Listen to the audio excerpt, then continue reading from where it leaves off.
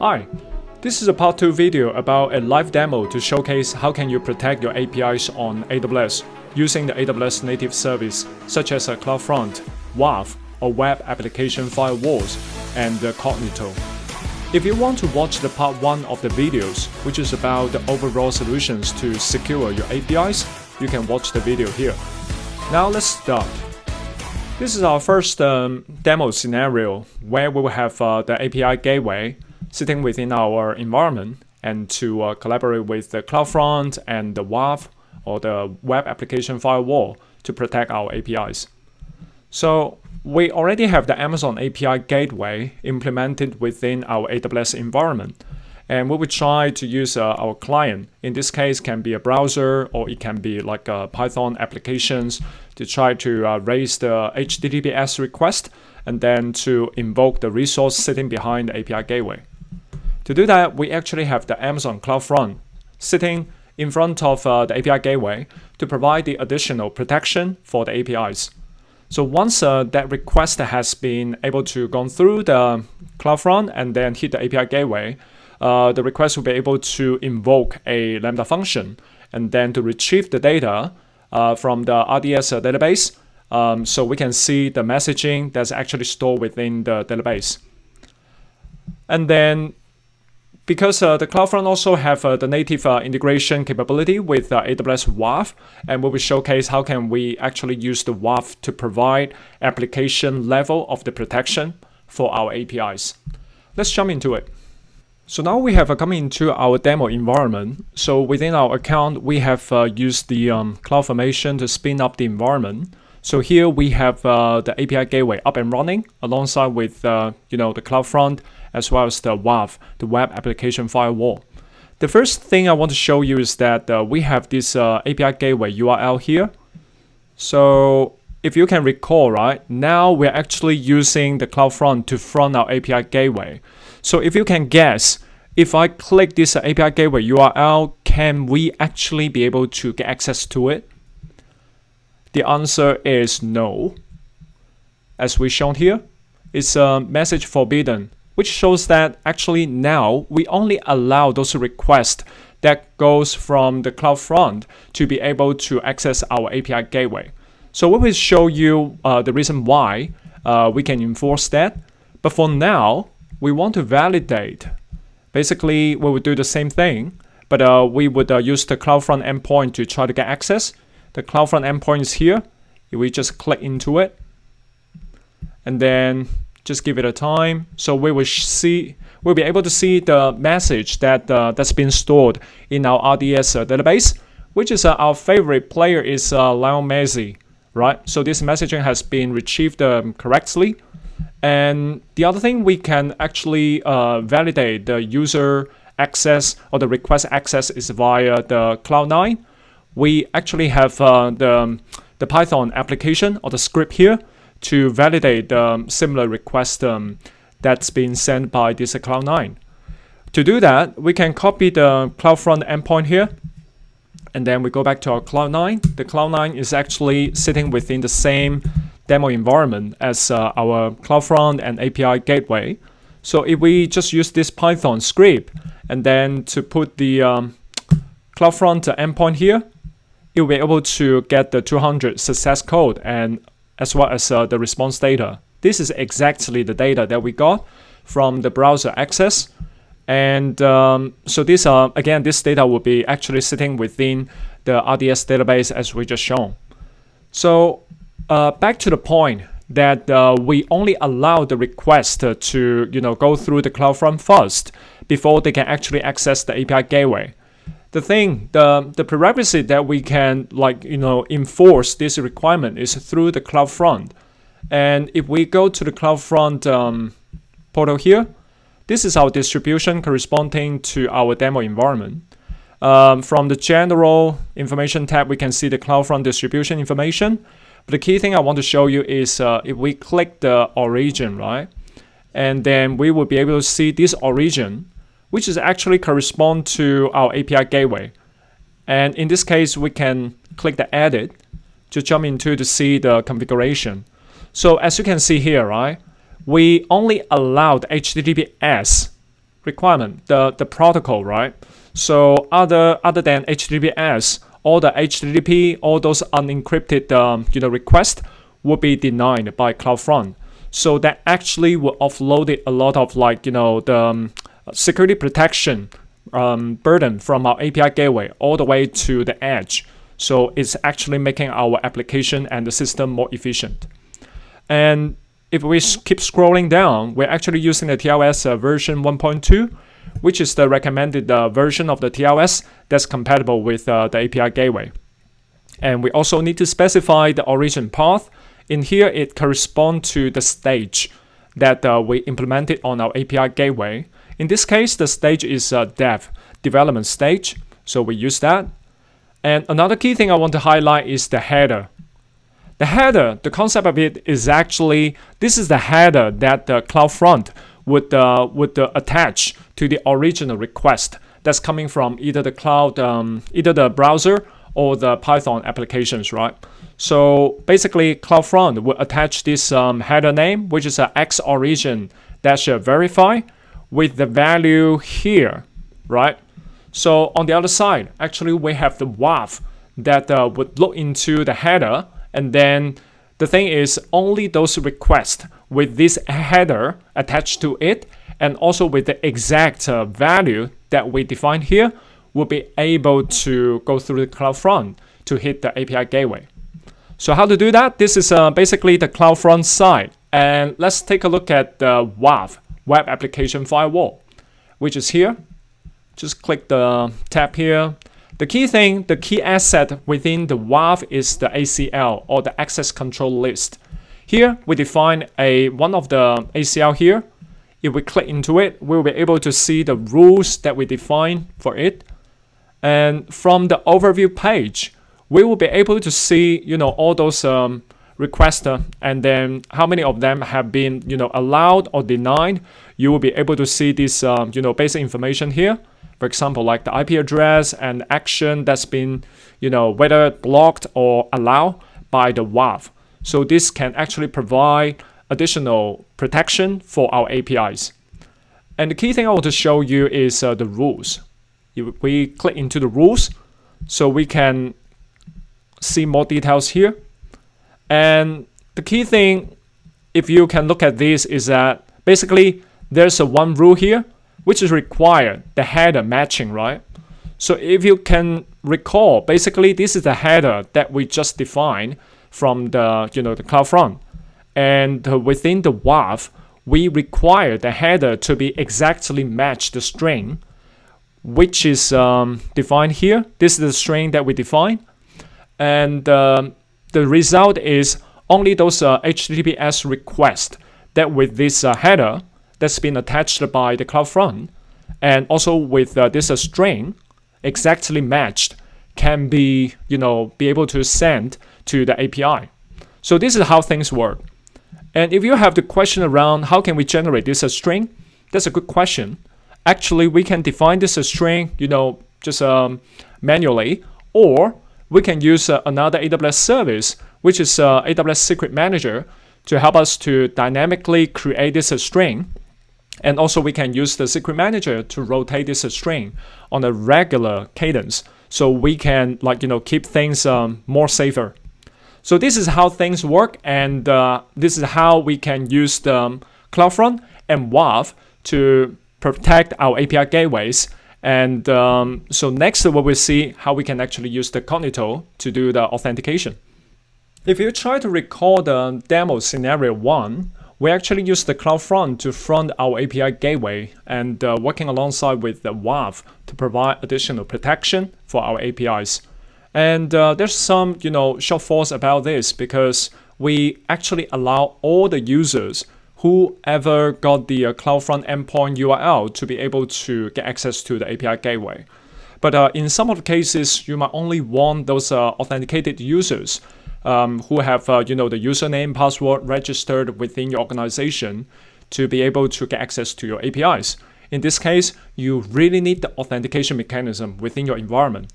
In this case, in the demo 2, we will showcase how can we actually use Cognito, which is a managed directory service from AWS, to get this job done. This is our environment. So again, we have the API gateway sitting in front of the Lambda, and who's be able to call this RDS database to retrieve the the data within the RDS. So to do the authentication, we actually use the Amazon Cognito. And if you have watched the part 1 of the video, you would be able to recall that we actually have different patterns for the Cognito to do the user authentication. In this case, we actually use the user pool, which is the local feature from the Amazon Cognito to allow you as the authentication or user identity administrator to define the user profile, including username, password, or whether or not the user actually need the MFA to get access to the APIs. So this is our topology. Let's jump into the demo. Now we jump back on our AWS demo environment. And to enable us to use the Cognito to authenticate our users, the first thing we need to do is to go to the Cognito and then to create a user pool. And within the user pool, we can create the users. So basically, for the time being, we have created a user pool, and we use one of the email to register the user. So we have all this environment all set for this case. So if we jump back to the API gateway, the things we need to configure is really underneath the API that we're looking at, and then we go to the resource, and we can click one of the resource that we define, which is the get. And then here we can see we actually have a no authorization method that's been defined. So we can click the method request. In here, the authorization, we actually can choose what type of authorization that we need. And before we can actually choose this, right, we need to define the authorizer here. So in the interest of time, we already defined the authorizer. So if I click into it in the edit, so the thing I define is the authorizer's name. The key thing is the Cognito user pool that we use, right? So this is the pool that we define, and we just copy the pool name here. That's about it. And once the authorizer has been created, let's jump back on the resource, go back to the get, and click the method request. We can actually select the authorizer here, right? Click the authorizer that we define. And then that's about it. No, it's not really the case, because for the API gateway, we still need to deploy the API, which is here. When we deploy the API, we need to specify the deployment stage. In here, we only define one stage, dev. Let's go to it. Let's click deploy. So now the configuration change has taken effect on the API that we define. Does that mean we can now we can enforce the user access through the Cognito authentication? We can go back to the Cloud9 to validate. So before that, we need to copy the CloudFront endpoint, because we need the users to go through the CloudFront first. So again, Python send. Let's try. Does that request can go through? It still be able to go through, right? We get the 200 XX code, and the data is being able to retrieve from the RDS database. So what happened? We already configure the authorization on the API gateway side. If you can recall, right, now we actually require all the users to go through the CloudFront before they can actually hit the API gateway. So apart from the configuration that we did on the Cognito and the API gateway side, we still need to configure the CloudFront to define a new header for it. So I will show you how to do it. Let's go back to the distribution that we use. The key thing is the behavior. Underneath the behavior, we click into it. We click edit. So this is the behavior we need to edit, right? So if we scroll down, this is still pointing towards the API gateway endpoint, and everything looks good. And the key thing is the header. Initially, it didn't define any header to be included in the cache key. Now we need to define one of the header. So we need to use this include the following headers, and we need to include the authorization header. That's very key, because once the user, the client, in this case can be the Python application, Once it has done the authentication and then provide the required information, done the authentication against the Cognito, you'll be able to retrieve the token to get authenticated against the CloudFront and the API gateway. So we need to use this authorization header to allow those requests to carry this header before they have been forwarded to the API gateway. So that's very key. Once we have configured this header, then we can scroll down, click Save. All right. Another question is that does that mean now all the requests sending to the API gateway will require the authentication? Let's give it a try. So what we will do is we use the same command line here. We send it through, and we got the same result. And if you can see here, we didn't provide any authentication information. Why that happened? We already have everything configured. The answer is the CloudFront actually have the information cached at the edge. So before we can actually have the authentication enforcement taking effect, we need to do one more thing, which is the invalidation. So we need to create a invalidation to invalidate the previous cache like this. This is just one example to clear everything. And then we create the invalidation, and it will take some time. And again, the whole idea here is to allow the CloudFront to clean all the cached content at the edge before we can actually get access. This might take a couple seconds, so we will come back later on. So now the CloudFront cache cleaning has been done. Once it's been completed, we can go back to the Cloud9 to just validate whether or not we can still be able to call the API gateway without providing any credentials, right? So what we will do is Python and then the send. We would copy our CloudFront endpoint here just to see. What we got is a unauthorized error, right? 401 error code. Cool, that's as expected, which means that now the authentication actually takes effect. To be able to call the API gateway, before that, we need to get authenticated against the Cognito. To do that, we need to use another Python script that we define here, which is the get the token pi. And to do that, we actually need to provide additional information to get authenticated, which I will provide here. So don't worry about that. I will go through this parameter one by one. This part, as you can see, is basically the username that we defined beforehand within the Cognito user pool. This is the user password. It's supposed to be, just for demo use. Of course, you would use something else. And this is the user pool ID. And after that, this part is the app client ID. And at the very end, this is the application client secret. And again, don't worry too much about this parameter. Once we have defined the user and the user pool within Cognito, we'll be able to retrieve this information from Cognito. So let's see if we just type in this command, what that gives us. Great. Now we actually got the ID token. This is what we need for the API call. So what I'm going to do is that I would try to call the previous command here, but I would just paste the token at the very end.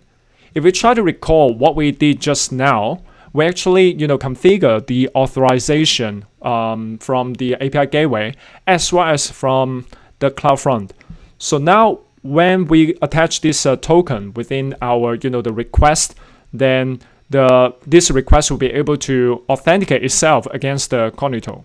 Let's see what does that gives us. Great. So as expected, it is a success, 200 success code, and we retrieved information again. My favorite player is Leo Messi. Yes, it could be Ronaldo or it could be someone else, but in this case, we just for the demo usage. So again, this demo just showcase how can you actually use the Cognito to authenticate the HTTPS request, and through the CloudFront, you can send through those requests towards the API gateway to retrieve the data that's sitting behind it. Alright, so this concludes the session today. So in this session, we actually did a live demo to showcase how can you use the CloudFront alongside with the WAF or AWS Web Application Firewall alongside with the API Gateway to provide networking and application level of the protection for APIs. And then we also showcase how can you use the AWS Cognito to do the user authentication. So you would only be able to allow those users that's been authenticated against the Cognito to be able to call your APIs. I hope you enjoyed this session, and if you find it useful and helpful, please give me a like and also subscribe to my channel. There'll be a great encouragement for me to produce more relevant information and content in the futures. And also feel free to leave the questions you might have, and also comment on if any interest that you have for the future content. So that will become the driver for me to create those content in the future. Thank you very much. Bye for now.